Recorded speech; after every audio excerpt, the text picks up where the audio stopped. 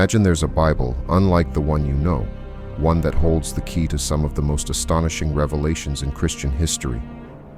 Truths so profound that they were locked away for centuries, hidden from the world. This Bible isn't the familiar one with 66 books found in most Christian traditions. No, this one contains 88 books, including texts that were banned, suppressed, and deemed too dangerous by early Christian leaders. But why? What if I told you that within these banned books are secrets about fallen angels, the Nephilim, and prophecies describing the end of the world in ways you've never heard before? What if these books revealed hidden knowledge about the cosmic battle between good and evil, details of heavenly hierarchies, and the role of angels and demons in shaping humanity's fate?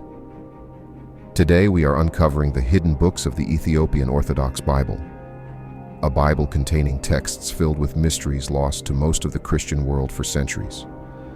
But why were these books banned? What made them so controversial that Western church leaders excluded them from the Bible we know today? Stay with me, because by the end of this video, you'll understand the real reasons why these books were considered so dangerous, and the astonishing revelations they contain that could change how you see the entire Bible.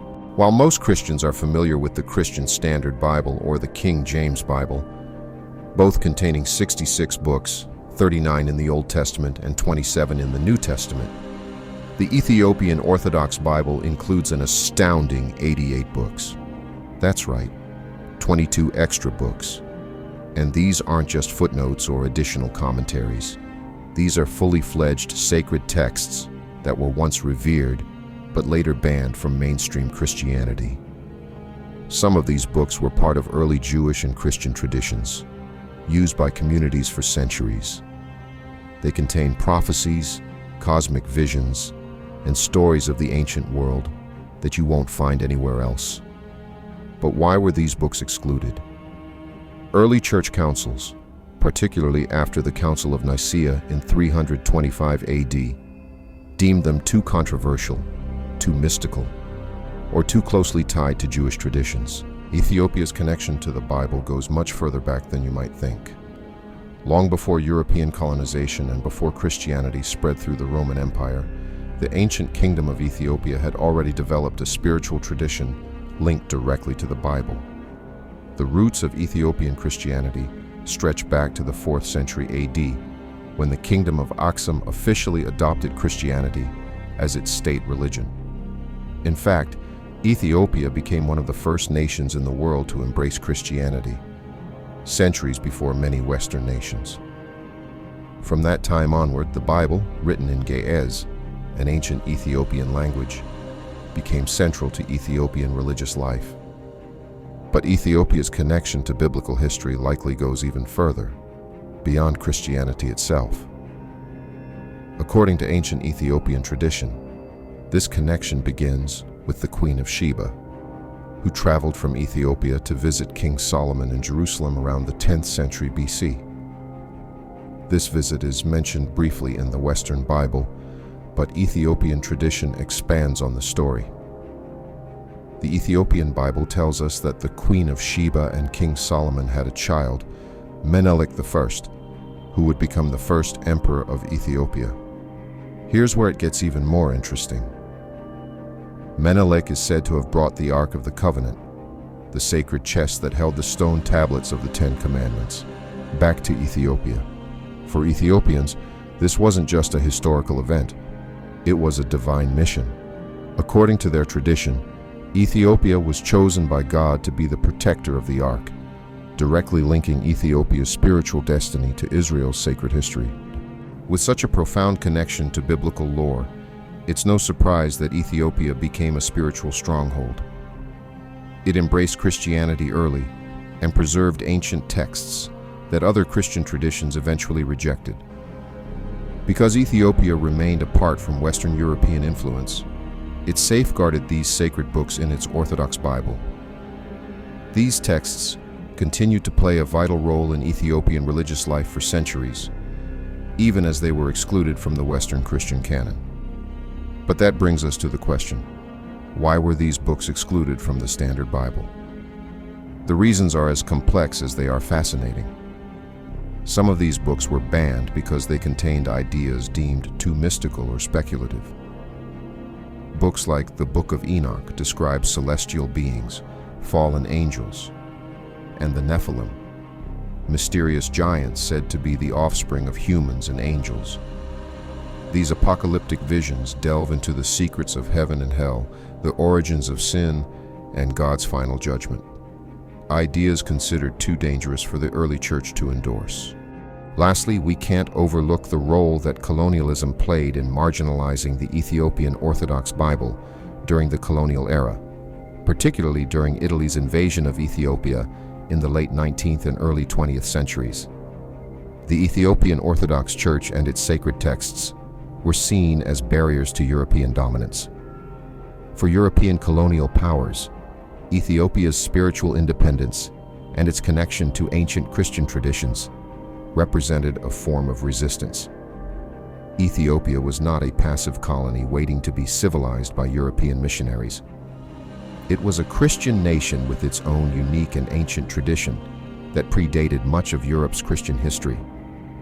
The Ethiopian Orthodox Bible was seen as a symbol of defiance, as it tied Ethiopia directly to Israel and the early Christian church, a connection that was spiritually powerful and politically inconvenient for European colonizers. By marginalizing or banning the Ethiopian Bible, colonial forces sought to weaken Ethiopia's spiritual identity and enforce Western religious views. In the same way that Ethiopia's physical resistance to colonial rule made it a symbol of African independence, its religious resistance, through the preservation of its Orthodox Bible, made it a spiritual stronghold. Ethiopia's unique Bible, filled with banned books and extra texts, was seen as a threat to the Western religious order, one that challenged the dominance of Catholicism and Protestantism. Do you think colonial forces were threatened by Ethiopia's spiritual independence? Share your thoughts on how this played a role in the suppression of the Ethiopian Orthodox Bible.